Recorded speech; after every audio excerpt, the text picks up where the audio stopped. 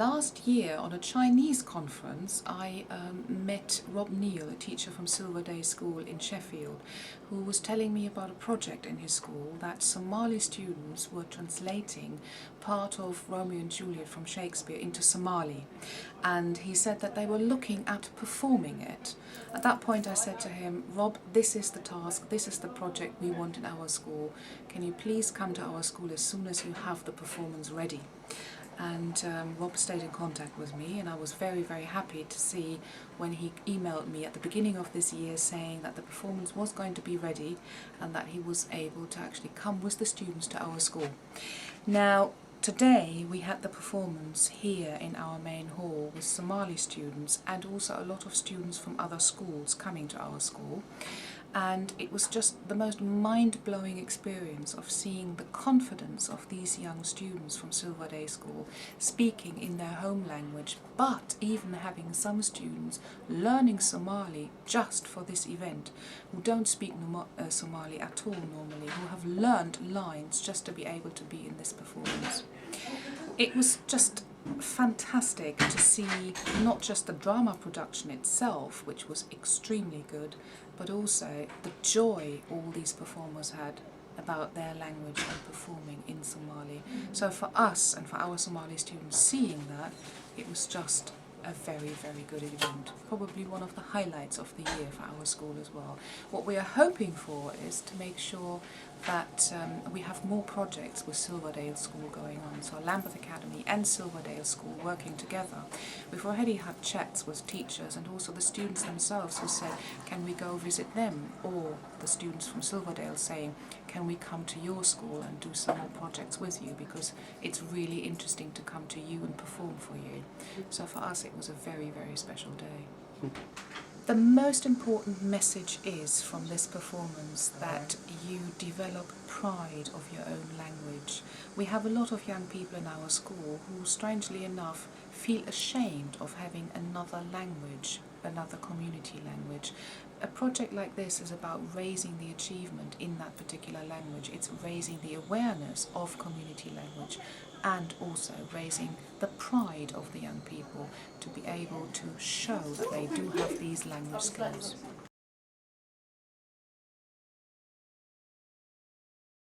It started off when I was doing cross-country running with a guy called Abdi, who'd just come over from Mogadishu just about a year beforehand. And I was just jogging along asking him how he was getting on with his GCSEs. Said he was struggling a bit with English, in particular his Romeo and Juliet coursework for his GCSE. And I just said, oh, right, and that's interesting. And he said he'd like to try and translate it so that he could understand it better. And also he'd got little brothers and sisters also at our school, and he wanted them to be able to understand the play as well. And that was where it all kicked off from. And so I took that idea, mentioned it to some members of staff, talked to some Somali students that I knew, and everyone just took it on board and thought this is a really good idea. So that's how it started. That was about a year ago. Do you think it's important to do Romeo and Juliet in Somali? At the very least, it's important for the children to sort of do it in Somali, because what it's done is improved a lot of their confidence in Somali, as you would have picked up at the performance itself. And yeah, it's a good story, and it's an interesting story. It's a story that does Somali language credit and does itself credit. Was it difficult to translate it from English to Somali? Yes, actually, it's very difficult to translate that play to Somali, because you can't translate word to word, because some of the words maybe not exist in Somali. So but it's very difficult, but it's a challenge, and we try hard to record and change again and editing. So it's great. Okay, was it difficult for the non-Somali speakers to? Yeah, they have a credit as well there, because the non-Somali speakers, they try hard. They telling again and again, because they can't pronounce the Somali words, and even the words as well, because if they forgot, because their language they can understand, or they can repeat again. But this one, if they lost already. So it's very difficult. Non-Somali speakers enjoy practicing their Somali around school, and it's helped raise the profile and status of the Somali language massively. So that's been a really important part of the project, perhaps the most important part of the project. Okay. You know, how long were you guys busy with translating the script?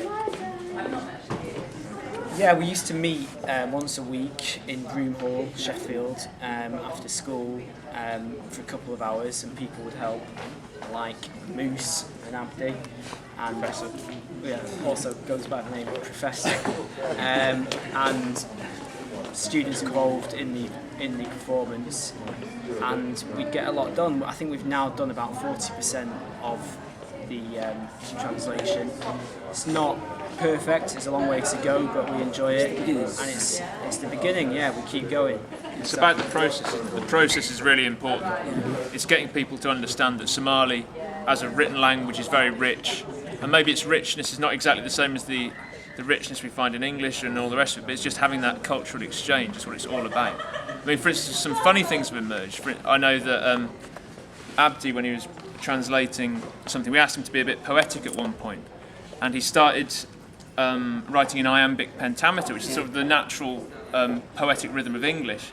Whereas, of course, if you look at Somali, a lot of the poetry relies on repetitive consonant sounds and very different rhythms. So it's interesting to compare how you've got someone who's English and Somali writing Somali in a kind of English style, and so we've had some interesting issues raised up to do with that language. Yeah, because if you try to translate word to word or word to word, it's gonna be you listen to the meaning, so it's a little bit difficult, but it's charming. And even the rhythm as well. The rhythm is also, I was going to say, different words have different cultural values in English compared to Somali.